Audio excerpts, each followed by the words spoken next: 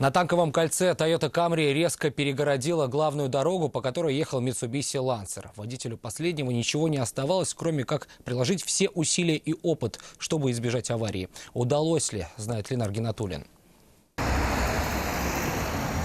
Водитель «Тойоты» выезжал на Танковое кольцо с проспекта Универсиады. Рассказывает, прекрасно понимал, что нужно пропустить ехавшие по кольцу Mitsubishi, но сильно торопился и решил проскочить. Только когда тронулся с места, понял, что не успеет, а тормозить было уже поздно. Думал то, что успею, а в итоге не успел.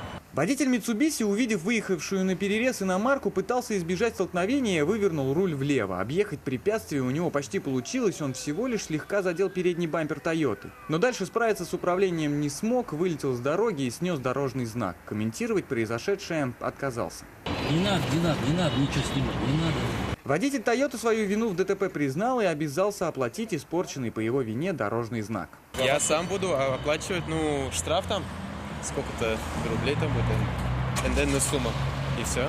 Прибывшие на место ДТП сотрудники автоинспекции оформили все необходимые документы и освободили проезжую часть для остальных участников движения. Ленар Гинатуллин, Константин Бушуев, вызов 112.